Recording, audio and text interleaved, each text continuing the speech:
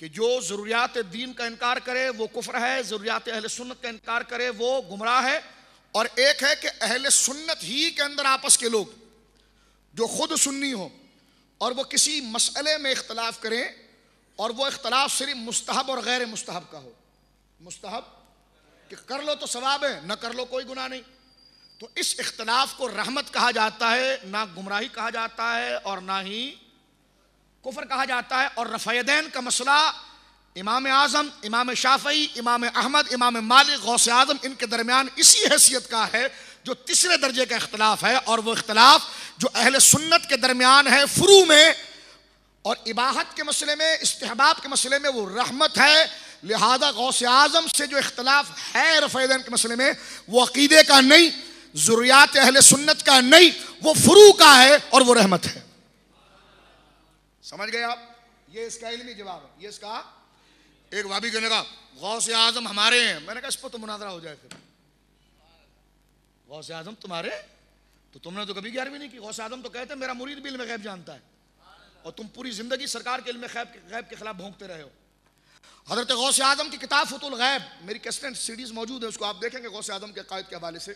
یہ 11ویں میں زندہ رہا، پروگرام رہا تو کبھی آپ آئیے گا تو میں اس میں انشاءاللہ آپ کی خدمت میں ذکر کروں گا. بات بتانے کے حوالے سے کہ غوث اعظم تو وہ شخصیت ہیں کہ جو فرماتے ہیں کہ میرا مرید میرے نقش قدم پر چلے تو خدا اسے غیب کے خزانوں کا مالک بنا دیتا ہے. یہ بدتمیز تو رسول اللہ کے لیے نہیں مانتے اور غوث اعظم اپنے مرید کے لیے مانتے ہیں.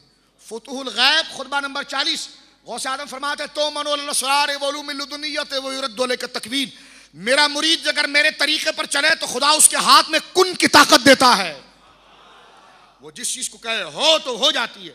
یہ رسول کے اختیار کی منکر ہے، غوث اعظم اپنے مرید کے لیے اختیار مانتے ہیں. غوث اعظم اپنے بولو مرید کے لیے، تو غوث اعظم تو ہمارے پیر ہیں، اس لیے کہ عقیدے میں اختلاف نہیں ہے. بولیں کیا ہے؟ عقیدے میں اختلاف نہیں ہے، اور فروع میں وہ اختلاف ہے جو ضروریات اہل سنت کا نہیں ہے. جو ضروریات بولیں، پھر سے بولیں، جو ضروریات اہل سنت کا، بلکہ یہ اختلاف شریعت مطہرہ کی وہ اجتہادی مسائل ہیں جو شرعی حیثیت سے متعلق ائمہ اہل سنت میں خود اختلاف ہے اس کا، مستحب اور غیر مستحب کا. کس کا؟ کر لو تو ثواب ہے، نہ کر لو کوئی گناہ نہیں. وہ کہتے ہیں میرے نزدیک مستحب نہیں، یہ کہتے ہیں میرے نزدیک مستحب. لیکن مستحب کا انکار کوئی کفر نہیں ہے، کوئی گمراہی نہیں ہے، بلکہ اس میں دلائل کی جب چھان بھین ہوتی ہے، دلائل کی جستجو ہوتی ہے تو اس سے راہ رحمت کی کھلتی ہے، اس سے راہ اس لیے سنو، ہم محض مقلد نہیں بلکہ عقیدے میں ہم سب ایک ہیں. اس لیے اعلیٰ حضرت سے بھی جب پوچھا گیا کہ امام شافعی کا کوئی امام ہو، شافعی مسلک کا، اس کے پیچھے حنفی کی نماز ہوگی؟ اعلیٰ حضرت نے فرمایا ہوگی. فرمایا وابی کے پیچھے ہوگی کہ نہیں ہوگی؟ اب دیکھیں امام شافعی والا بھی رفع یدین کر رہا ہے، امام شافعی والا بھی رفع یدین کر رہا ہے، لیکن اس کے پیچھے ہماری نماز ہو رہی ہے، اس لیے کہ رفع یدین کا مسئلہ فروع کا ہے اور عقیدے میں ہم ہیں، اور وہابی کا تو عقیدہ خراب ہے اور پھر اپنے آپ کو غیر مقلد کہتا ہے، تو اس کا تو اختیار ہی نہیں ہے کہ یہ حدیث سے ڈائریکٹ استدلال کرے. حدیث سے ڈائریکٹ سمجھ گئے؟ ان 3 چیزوں کا آپ 3 نوعیت کو سمجھ گئے؟ آپ بات واضح ہو گئی آپ کے سامنے؟ بولیں، جواب دیں. سمجھ میں آیا یہ سلسلہ آپ کو؟ اب آئیے اسی طرح میرے دوستوں، مسئلہ رفع یدین جو ہے اس کی 2 صورتیں ہیں. ایک تو ہے جب آپ نماز شروع کرتے ہیں تو کانوں تک ہاتھ اٹھاتے ہیں، وابی سینے تک اٹھاتا ہے، عورتیں سینے تک اٹھاتی ہیں. حنفی ناف کے نیچے باندھتا ہے، وابی سینے پر باندھتا ہے، عورتیں سینے پر باندھتی ہیں. ایسے ہی مسائل ہے نا، غور سے سنیں ابھی آپ. مسئلہ رفع یدین کی 2 نوعیت ہے. ایک تو رفع یدین، توجہ سے سنیے گا، ان کی میں آپ کو چالاکی بتا رہا ہوں. یہ کہتے ہیں رفع یدین پر 50 صحابہ سے حدیثیں ہیں.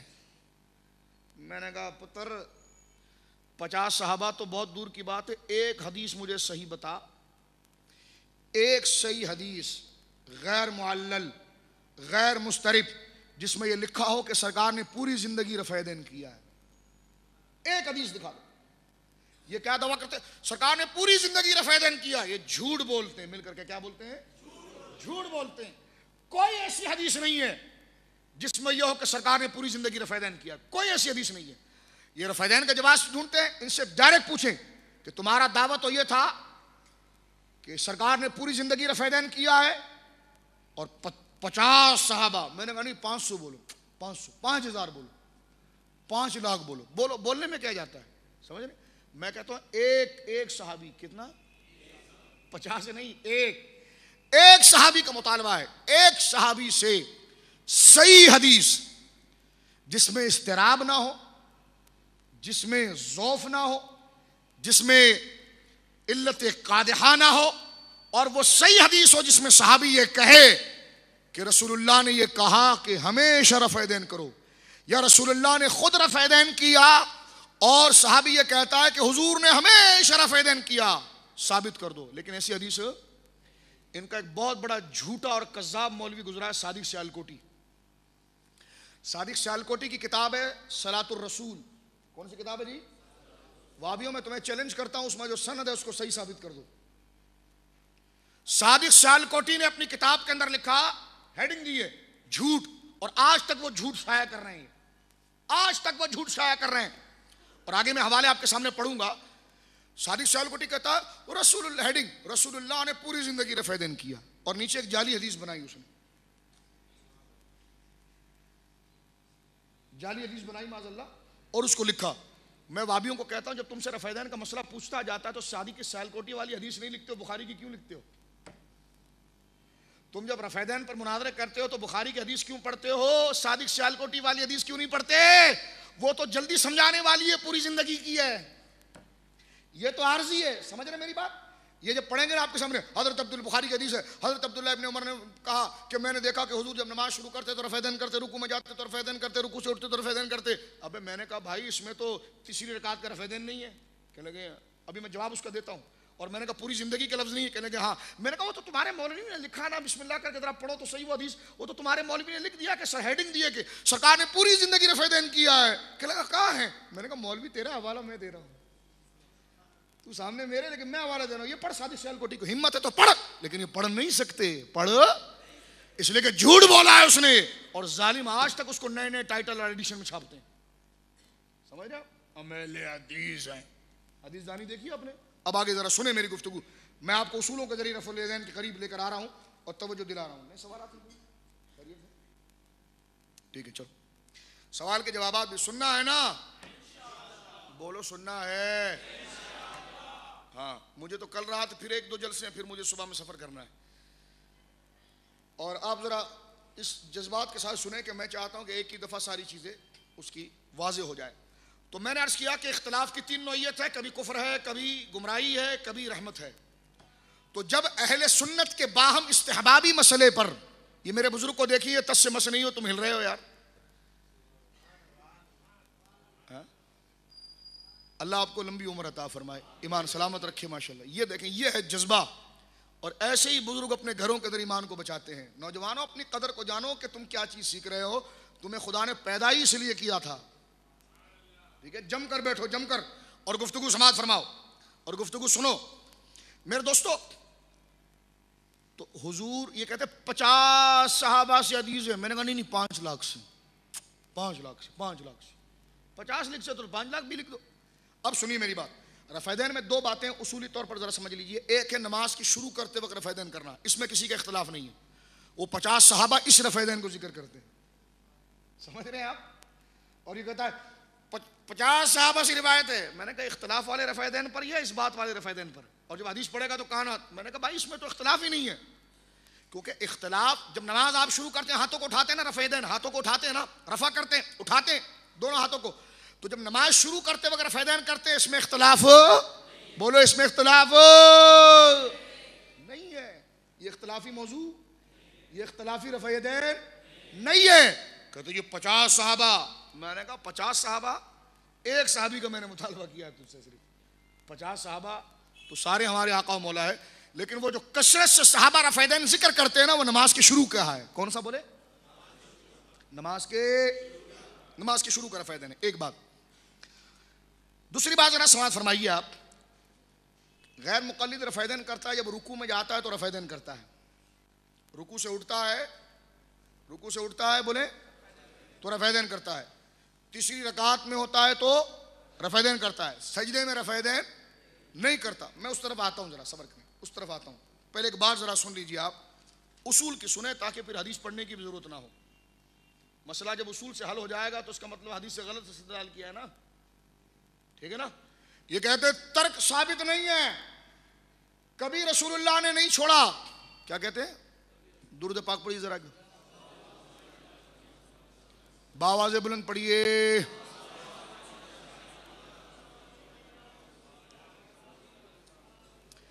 یہ کہتے ہیں جی کبھی رفع یدین, یہ باتیں حدیث پڑھنے سے پہلے ضروری ہے, یہ اصول ہے. یہ خود مخمسے کا شکار ہے کہ رفع یدین ان کے لیے ہے کیا, اور دعویٰ کیا 50 صحابہ. میں نے کہا اگر 50 صحابہ ہیں پھر تو یہ فرض ہونا چاہیے, پھر تو یہ فرض کیا ہونا چاہیے, بولیں درود پاک پڑھیے ذرا ایک دفعہ. پھر تو یہ فرض ہونا چاہیے. اصولی بات کر رہا ہوں نا میں آپ کے سامنے. اگر 50 صحابہ جس حدیث کو روایت کرے تو تواتر تو ثابت ہو رہا ہے ان کا, بعد میں تابعین بھی تو تواتر کے ساتھ اس کو لے کر آ رہے ہیں, ٹھیک ہے. درود پاک پڑھیے گا.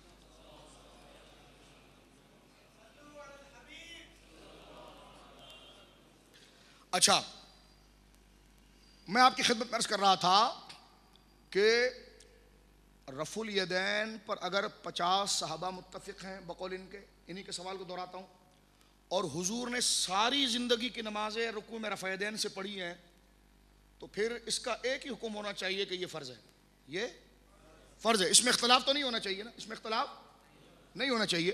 میرے ہاتھ میں کتاب ہے, کتاب کا نام ذرا زور سے پڑھو, اہل حدیث کا. ابھی کہ میرا مذہب نہیں, تو میں نے کہا تو ہر گلی, وہ کہنے فلانی یار مر گیا تیرا, بولو کون سی گلی کا, تو میں نے کہا جی یہ دیکھیں آپ, یہ کیا ہے, سن رہے ہو, یہ جلسہ روڈ پر رکھتے نا یار, مسجد میں کہاں رکھ دیا تم نے. تو یہ کتاب کا نام پڑھو, کیا ہے, اچھا اس کا صفحہ نمبر کیا ہے, ٹھیک ہے. اب اس میں مولوی ثناء اللہ مرتضی صاحب لکھتے ہیں کہ ابن مسعود کے نزدیک جیسا کہ ہمارا مذہب ہے رفع یدین ایک مستحب امر ہے. کیا ہے؟ جس کے کرنے میں ثواب ملتا ہے اور نہ کرنے سے نماز کی صحت میں کوئی خلل نہیں آتا. بولیں سبحان اللہ. اگر یہ اتنا ضروری تھا تو نہ کرنے والے کی نماز کیسے ہو گئی؟ سمجھ رہے؟ یہ دعویٰ کیا کرتے ہر نماز رفع یدین کے ساتھ ہونی چاہیے, جو رفع یدین کے ساتھ نماز نہ پڑھے اس کی نماز نہیں ہوتی. میں نے کہا تمہارے ابا نے کہا جو نہ کرے اس کی بھی نماز ہو جاتی ہے, جو نہ کرے اس کی بھی نماز. آگے حوالے سنیں آپ. اب مسجد کا جلسہ تھا وہ کتب میں چھوڑ کر آیا ہوں, لیکن حوالہ دینے کا میں پابند ہوں, میں چند حوالے گنوا رہا ہوں, ریکارڈنگ ہو رہی ہے, ٹھیک ہے. ایک مسئلہ یہ ہے, ان سے لکھوائیں آپ, ان سے آپ کاغذ پر لکھوائیں, ان سے کہیں کہ دیکھیں بھائی سجدہ نماز میں ہوتا ہے لیکن وہ فرض ہے, رکوع نماز میں ہوتا ہے لیکن وہ فرض ہے, قیام نماز میں ہوتا ہے لیکن فرض ہے, قرات نماز میں ہوتی ہے لیکن بولو فرض ہے, قاعدہ آخرہ نماز میں ہوتا ہے لیکن فرض ہے, خروج بھی سنو ہی نماز کا سے اخراج کا سلسلہ ہے وہ بھی فرض ہے. تو ہر چیز کا ایک حکم ہوتا ہے, ہر چیز کا ایک اب آپ دیکھیے کہ نماز کا قیام فرض, تکبیر میں اللہ اکبر کہنا فرض, ثنا پڑھنا مستحب, ہمارے نزدیک سورہ فاتحہ پڑھنا واجب, سورت ملانا واجب, جو چھوڑ دے تو سجدہ سو ہوتا ہے. تو مجھے یہ بتاؤ کہ اگر تم یہ فتویٰ مجھے دو کہ تمہارے نزدیک رفع یدین ہے کیا, یا تو فرض ہوگا یا تو واجب ہوگا, یا تو فرض ہوگا یا واجب ہوگا, یا سنت موقدہ یا غیر موقدہ ہوگا, یا مستحب ہوگا. اب بتاؤ کیا ہے. اگر مستحب ہے تو مستحب پر تو شور مچانے کی اجازت ہی نہیں ہے, کیونکہ اس کے ترک بھی جائز ہے, کرنا بھی جائز ہے. اور یہ جو تم پمفلیٹ, ان کا مذہبی رفع یدین کے لٹریچر پہ چلتا ہے, ان کا مذہبی سارا بولے رفع یدین کے لٹریچر پر چلتا ہے. تو میں بڑی دیانت سے, وابی بھی اگر یہاں بیٹھا ہے تو میں اس کو دستک دے رہا ہوں دل پر, غور سے سن کہ جتنے زور سے تو کہتا ہے نا رفع یدین, تو ایسا جیسے نماز میں سجدہ بھول گیا کوئی, یا بغیر وضو کے کسی نے نماز پڑھ لی. تیرے زور لگانے سے تو تیرا ابا کہتا مستحب ہے, اور مستحب پر سختی, بولیں زور سے, مستحب پر سختی. درود پاک پڑھیے ذرا.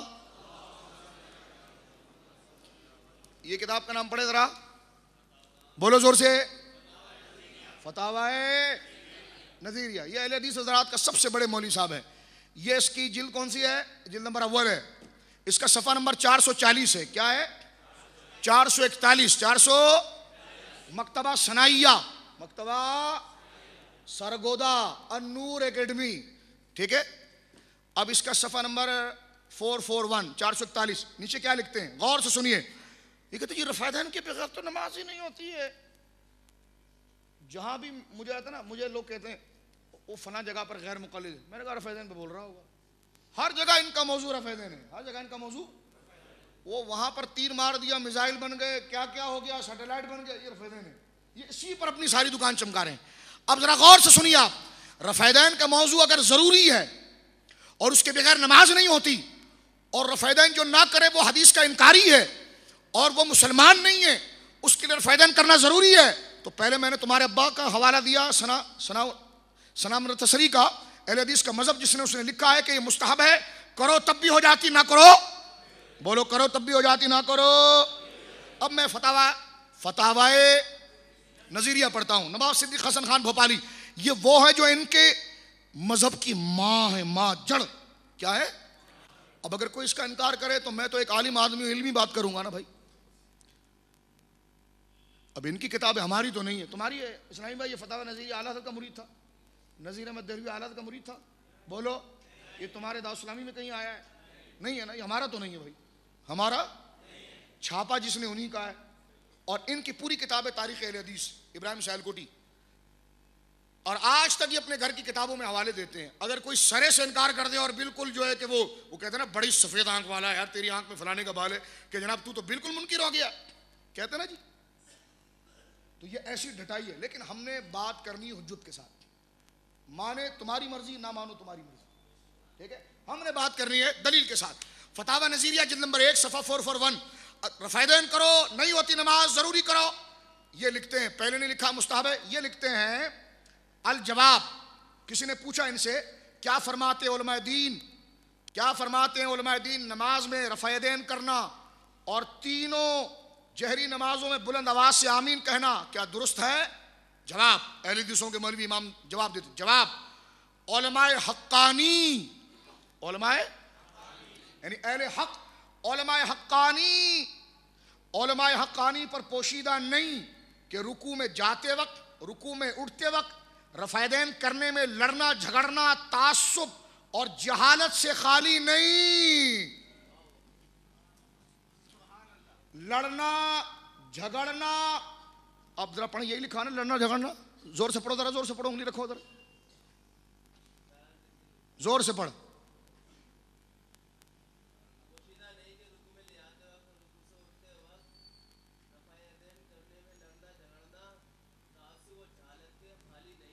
ٹھیک ہے، میں نے نہیں پڑھا، انہوں نے پڑھا. ٹھیک ہے. کہتے ہیں علماء حقانی پر پوشیدہ نہیں کہ رکوع میں جاتے وقت اور رکوع سے اٹھتے وقت رفیدین میں لڑنا جھگڑنا تعصب اور جہالت سے خالی نہیں. اس علاقے میں یہ پمفلیٹ بانٹ کے سنی مسلمانوں کو وابی بنا رہے ہیں. اور میں ان نادانوں سے کہہ رہا ہوں، نادان مسلمان اپنا ایمان بچا.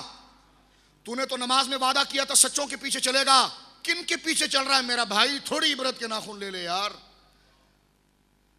تجھے یہ حدیث کی تعداد بتاتے 50، تو میں نے تو کو بتا دیا 50 کہ وہ 50 کی حیثیت کیا ہے. اگر یہ 50 تھے تو اس نے مستحب کیوں لکھا؟ ایک بات. دوسری بات میرے دوستوں یہاں پر ذرا سماعت فرمائیے. بڑی اچھی بات لکھی انہوں نے کہ یہ موضوع لڑنے جھگڑنے کا نہیں ہے. بولے یہ موضوع لڑنے جھگڑنے کا، یہاں ضرورت تھی اس لیے میں نے اس موضوع کو چھیڑا ہے، ورنہ یہ موضوع لڑنے جھگڑنے کا. اب دیکھیں آگے کیا لکھتا ہے. اور نہ کرنا دونوں ثابت ہے. کرنا اور نہ کرنا، زور سے بولو، کرنا اور نہ کرنا، اور دونوں طرح کے دلائل موجود ہیں. دونوں طرح کے دلائل موجود. اب میں آپ سے پوچھتا ہوں، مجھے بتائیے جناب، اس نے تو واضح طور پر اس بات کو ذکر کر دیا کہ لڑنا جھگڑنا بھی تعصب ہے اور دونوں جگہ پر دلائل موجود ہیں. تو اب جب دونوں جگہ پر اگر گارڈن کے سنی حنفی مسلمان جو دعوت اسلامی یا جناب ان سنیوں کے ساتھ جڑ کر رفیدین نہ کر کے نماز پڑھ رہے تھے، تو ان کے پاس بھی تو دلیل تھی بقول تیرے مولوی کے. تو نے ان کو رفیدین کے چکر میں وہابی بنایا آج یہ رفیدین کا مسئلہ کر رہا ہے، کل ان کو 11ویں کا منکر کرے گا، 12ویں کا منکر کرے گا، یا رسول اللہ کا منکر بنائے گا، غوث اعظم کا منکر بنائے گا، پھر پکا وہابی بنائے گا۔ میرے دوست وہ میرے نادان سنی دیکھ، ان کے گھر کے ہی مولوی نے کہا یہ بات، ان کے گھر کے مولوی، اگر یہ غلط ہے تو ان کو بول اس کو لکھ کے کافر ہے، لکھ یہ بہت بڑا گمراہ۔ کل امت اخبار جو تمہارے باپ کا اخبار ہے اس میں خبر دو کہ جناب یہ نذیر احمد دہلوی سے ہمارا کوئی تعلق نہیں، یہ بہت بڑا خبیث اور بدبخت گزرا تھا، لکھ دو اس کو، لیکن نہیں لکھتے تم، اس لیے کہ تمہارا اپنا ہے، تم نے چھاپا ہے، کوئی ہم نے تو نہیں چھاپا۔ اور اس نے بات بڑی اچھی کی ہے کہ یہ فروعی مسئلہ ہے، یہ فروعی مسئلہ ہے، لڑنے جھگڑنے کا نہیں ہے۔ اور ایک بات بڑی اچھی کی ہے اس نے، ٹھیک کی ہے، دیانت سے کی ہے۔ ہمارا مخالف ہے لیکن جو بات سچ ہے اس میں بندے کو تحقیق کے طور پر اعتماد اور ساتھ دینا چاہیے۔ انہوں نے کہا جناب کہ دونوں طرف دلائل موجود ہیں، تو دونوں طرف دلائل موجود ہیں، دونوں طرف دلائل، بولو دونوں طرف دلائل۔ اب ابن حزم ظاہری، ابن حزم جو ان کا سب سے اوپر کا عالم ہے، وہ کیا لکھتا ہے ذرا غور سے سنیں یار، کتنا بڑا دھوکہ ہے۔ وہ لکھتا فلما صح انہ علیہ السلام کان یرفع فی کل حفص، اور صحیح حدیث سے یہ بات ثابت ہے، اپنا مذہب لکھتا ہے کہ سرکار علیہ الصلوۃ والسلام رکوع میں جاتے اور ہر رکن میں سرکار رفع یدین کرتے تھے، تکبیرات الاحرام ولا یرفع کان کل ذلک مباحا لا فرضا، سرکار سے رفع یدین کرنا بھی ثابت ہے، نہ بھی ثابت ہے، اور یہ ساری چیزیں مباح ہیں، فرض نہیں ہیں۔ لنا ان نصلی کذالک فإن رفعنا صلینا کما کان رسول اللہ یصلی، لہذا رفع یدین بھی ثابت ہے تو ہمیں چاہیے کہ ہم ایسی نماز پڑھیں جیسے رسول اللہ نے پڑھی رفع یدین کر کے، کیونکہ وہ خود وہابی ہے نا۔ آگے کیا لکھتا ہے، کہتا ہے وَإِن لَمْ نَرْفَعْ، اور ہم رفع یدین نہ کرے، فقد صلینا کما کان رسول اللہ، اس لیے کہ رفع یدین نہ کر کے بھی رسول اللہ نے نماز پڑھی ہے۔ دیکھ رہے ہیں، رفع یدین نہ کر کے بھی رسول اللہ نے نماز پڑھی ہے، تو کتنے پر فتویٰ لگاؤ گے؟ ابھی تو 3 ہوئے ہیں، ابھی تو بولو بولو کتنے ہوئے؟ اہل حدیث کا مذہب 1 اور فتاوی نظریہ 2، المحلہ یا المحلی، جس اعتبار سے اس اعراب کے ساتھ اس کو پڑھتے ہیں، ترکیب کے اعتبار سے معنی بدلے گا اس کا، بار آثار، اور یہ مستند ترین کتاب ہے، مستند ترین کتاب ہے۔ اور اس میں ابن حزم ظاہری جنہوں نے غیر مقلد مذہب کو پروان چڑھایا، انہوں نے اپنے لوگوں کو کہا کہ ہمیں چاہیے کہ ہم رسول اللہ کے طریقے سے نماز پڑھیں، رفع یدین کرنا بھی رسول اللہ کا طریقہ ہے اور نہ کرنا بھی رسول اللہ کا طریقہ ہے۔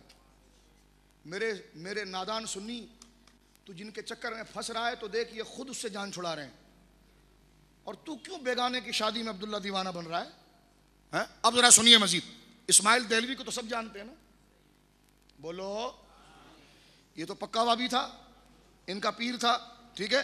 اس کے بارے میں مرزا حیرت دہلوی، مرزا حیرت، بولو مرزا حیرت دہلوی، جس کی مستند کتاب ہے، تاریخ کی اردو بازار سے آپ لے سکتے ہیں، حیات طیبہ، حیات طیبہ صفحہ نمبر 445 میں یہ حوالہ ہے۔ وہ لکھتے ہیں کہ مولانا شہید نے یہ ثابت کر دیا کہ اگر کوئی شخص رفع یدین نہ کرے تو اس پر کوئی گناہ نہیں، جو رفع یدین اس پر کوئی گناہ نہیں، کیونکہ طرفین دونوں طرف سے دلائل اس مسئلے میں قوی ہیں، اس سے زیادہ فیصلہ کرنا اور کون سا منصف مزاجی ہوگی۔